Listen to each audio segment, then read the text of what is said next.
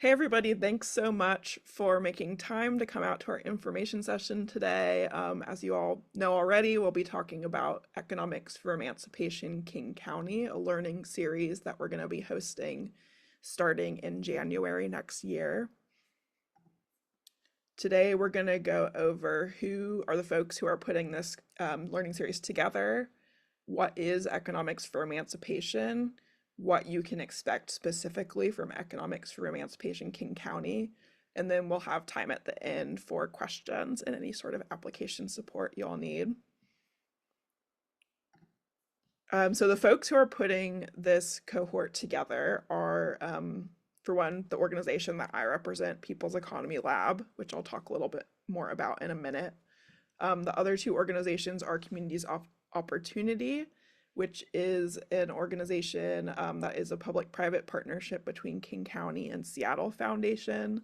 The Communities of Opportunity Learning Community has been providing education and learning and capacity building opportunities for people who are doing the sort of work that Pell is doing and beyond. And then they're the ones providing funding for this opportunity. And then Cascadia Consulting Group is really supporting us on the level of logistics. Kent is here helping with Zoom today. You'll also be receiving reminder emails from him throughout the series. They're helping us organize the in-person events, giving the stipends out to participants, all of that good stuff. And these groups really make it possible for People's Economy Lab to bring the content and facilitation. People's Economy Lab is an organization based in Seattle, working throughout Washington. We have a vision of a multitude of local community-centered economies rooted in democracy and collective self-determination that are sustainable and equitable and that create shared well-being. We do that by identifying, co-creating, and making the case for better economic models, convening leaders, developing and testing better models, and pushing the bounds of what's possible for a just transition to a solidarity economy. Economics for Emancipation is a way for us to bring new folks in to learn about what all of these concepts and economic models are. So Economics for Emancipation is an existing online curriculum with modules that people can walk through on their own. But what's really valuable about Economics for Emancipation King County is that this is an opportunity to come together with a group of folks at, in synchronicity with each other, really diving into these concepts together and participating in discussions and activities that will help you apply your learned and lived experience to the content of Economics for Emancipation. So you're not just listening to somebody presenting in a video about some kind of economic model, you're actually engaging and learning how to apply it to your own situation. And there's also the opportunity to then learn and build relationships with other folks who are working and living in King County. So you can meet new folks who are also excited about this work and putting projects into action, and then potentially build collaborations outside of the cohort. We will also be bringing local examples, so we'll have some guest speakers from the region who are doing this work already and can speak to their experience. And then People's Economy Lab will be adding our expertise in the areas of solidarity economy, just transition, community wealth building, collaborative governance, well-being economies, and more. And this is in addition to the curriculum that exists online. And this, you'll see the photo on the left. This is a photo from our launch of the first cohort, where we had an activity in the park that people got to move around and share some of their understanding of how the economy works.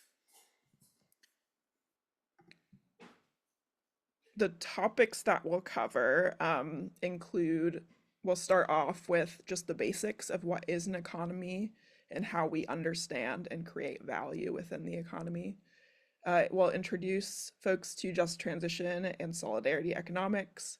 We'll talk about indigenous economics, community wealth building, participatory governance, and then we'll wrap up with a session on how to move what we've learned into practice.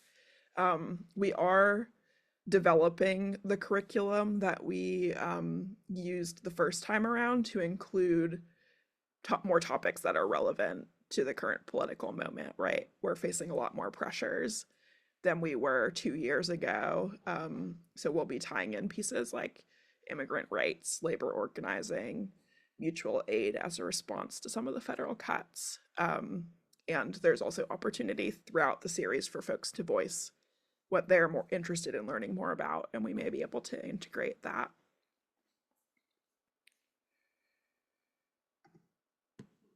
We have 6 sessions planned, and we are asking anyone who participates to be able to show up for at least 5 of these sessions.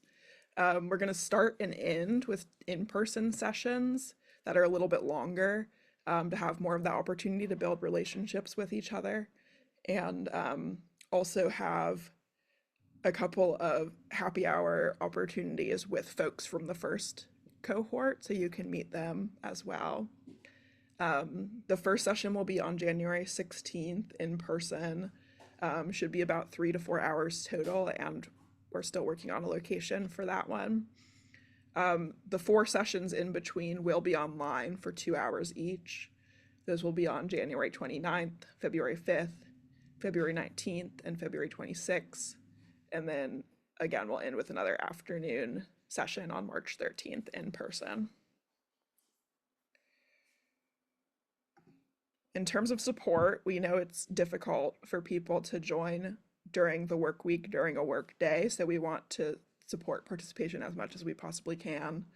COO will be offering stipends for participants whose employers aren't covering them to attend, or whose employers would appreciate support as well with helping them attend.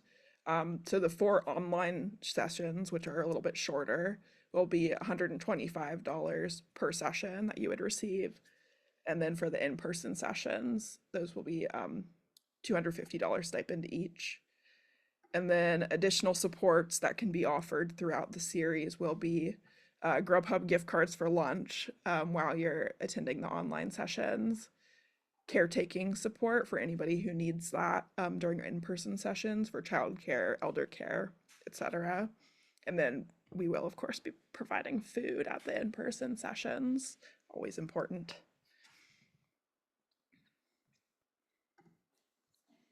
And then, so who are we targeting to participate? Who are we looking for to apply?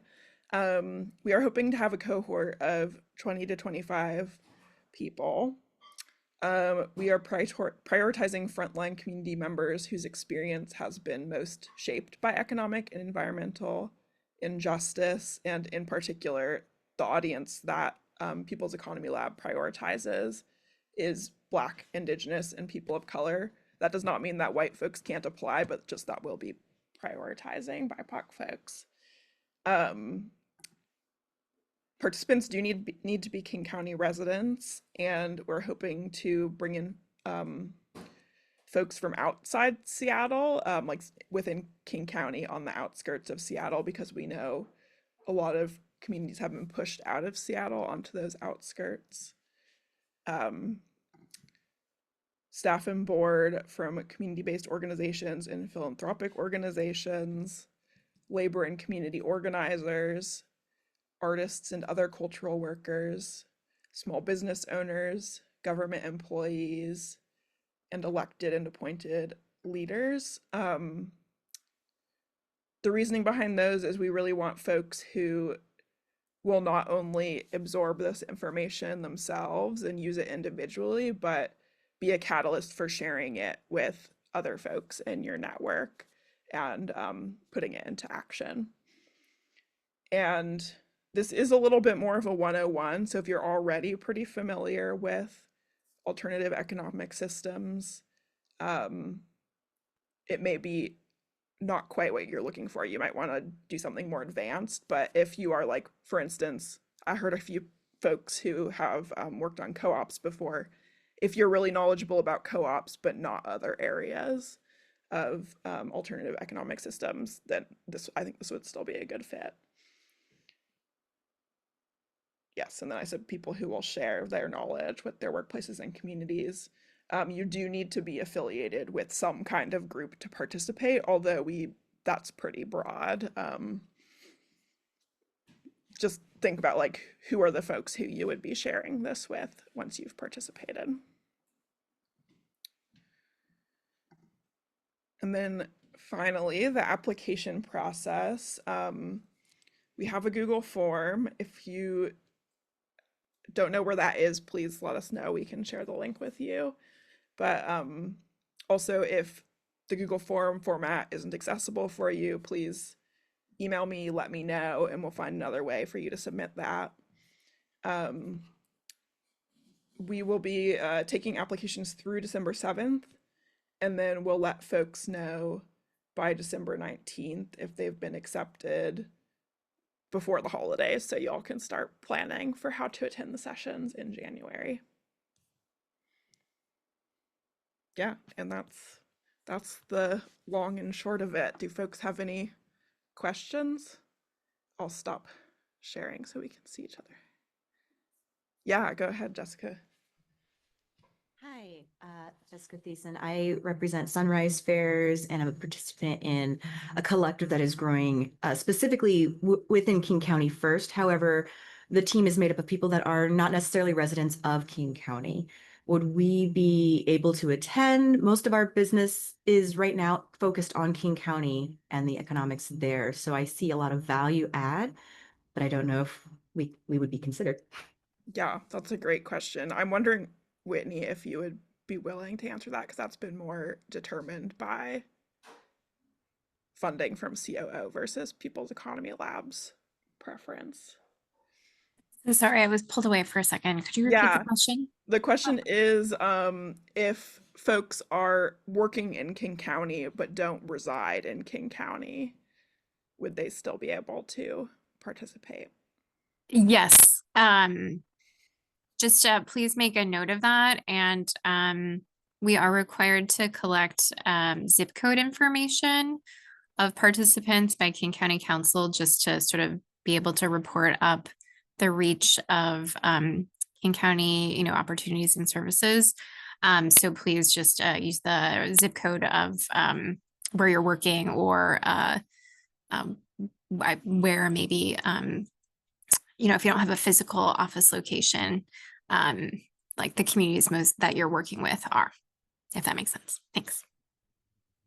I think that makes sense. Thank you. We'll do our best to see how we can make that work. And yeah, feel free to send me an email if you have any trouble with it.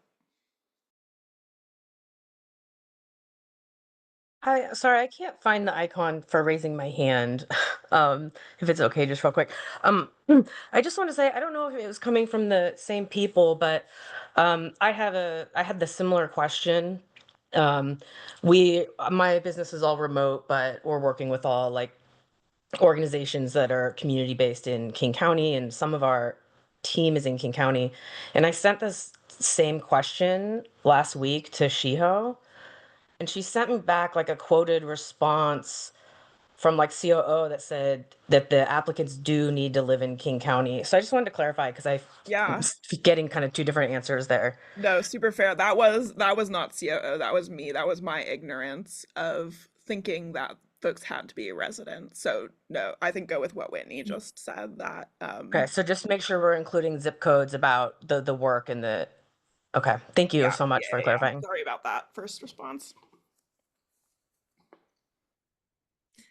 Yeah, thanks for these questions. And I think the language actually, we can update that to clarify it. I think we do say resident of King County, but meaning for shorthand of basically that there's like a King County connection, live, work, worship, play, specific to King County for participants.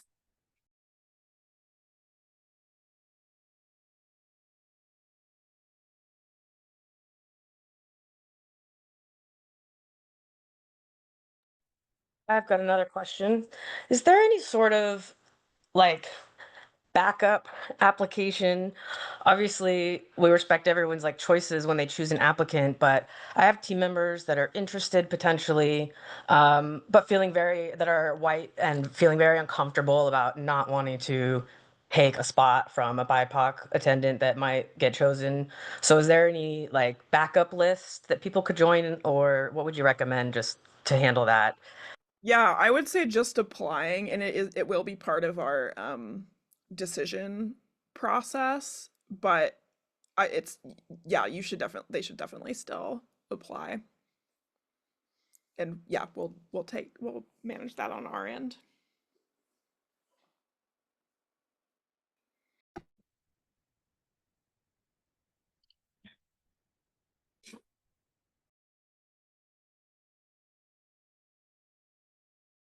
I have a quick question. It might not be quick, but would there be room within these conversations to get feedback on a new strategy or system that's currently getting set up right now? Yeah, that's a good question. I like that question. I think yes. I think one of the things that's nice about the relationship building potential is um we also as like People's Economy Lab team members are super happy to build relationships with y'all and do one-on-ones and offer our expertise or like connect you with folks who we think would have the expertise that you're looking for.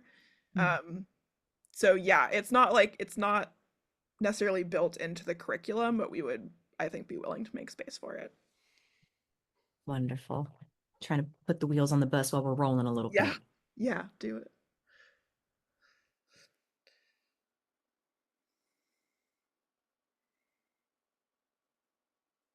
I'm curious, Christina, if you're in a place that you could speak up, if you could share sort of where you're coming from, because I think we heard from Sunrise Fairs and we heard from Advocate Accounting. I'm curious what brings you here today.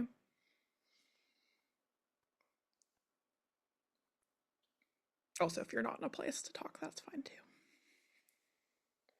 Yeah, no worries.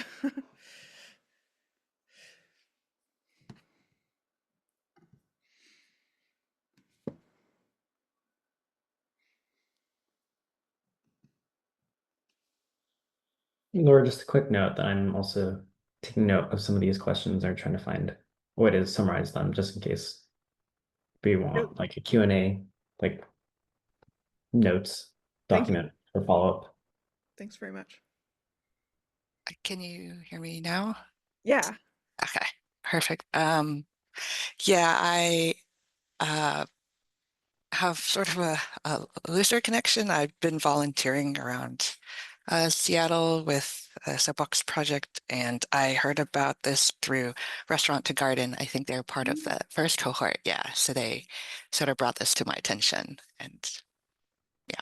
That's awesome. Yeah, Restaurant to Garden was part of our New Economy Washington Fellowship Program, which is kind of a precursor to Mm. Economics for Emancipation. But yeah, we love them. They're awesome. Yeah, I love them too.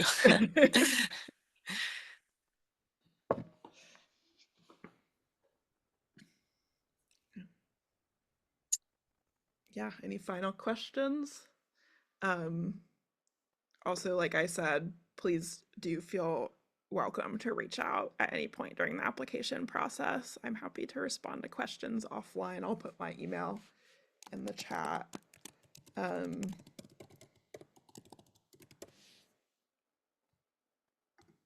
yeah, there we go.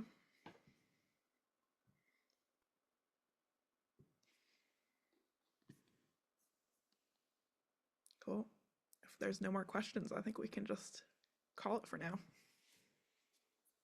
Oh, Thank just you. a one thing to mention. I heard someone, maybe it was you, Erin, talking about starting a co-op or efforts to start a co-op.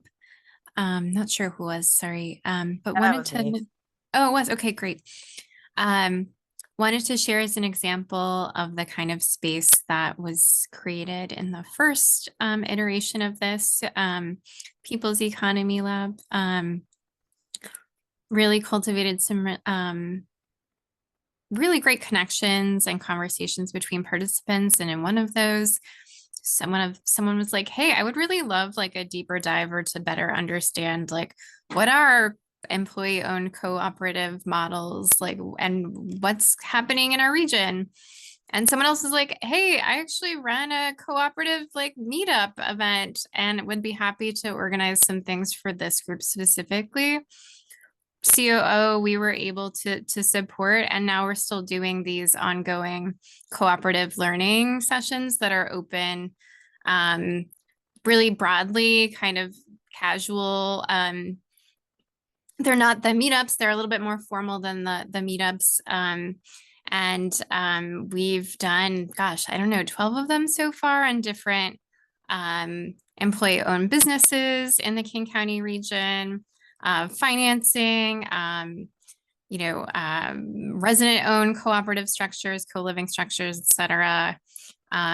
Folks who are trying to start co-op development, organizations or groups in communities of color in our region, et cetera, et cetera. And I feel like they've been really robust conversations. So I want to invite everyone to join those. If you're not already receiving our Learning Community newsletter, that's where to find out about them. But also just to say that that's the kind of thing that also I think can come out of participating and through Pell's connections. Yeah, I love that. Yeah, I think, I guess that is an important thing to note. If you are looking for guidance on how to start a co-op, this is probably not where you're going to find that, but we definitely can connect you with folks who are more informed. And just as a side note, outside of my work at People's Economy Lab, I'm starting my own co-op as well. So solidarity. It's a difficult process, but it's worth it.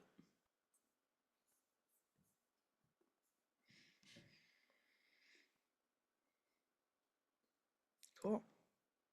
Thanks again for joining. I'm really excited that folks are excited about this cohort and looking forward to receiving your applications.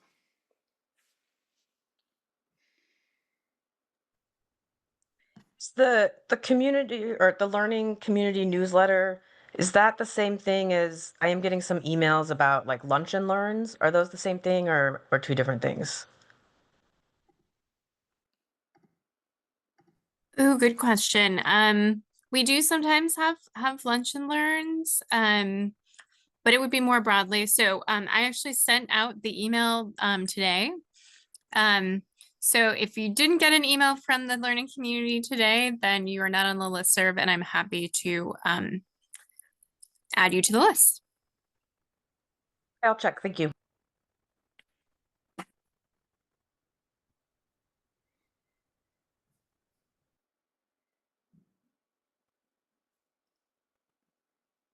Awesome. Thanks everybody. I think you're free to go if you're, unless you have any last questions. Happy to stick around.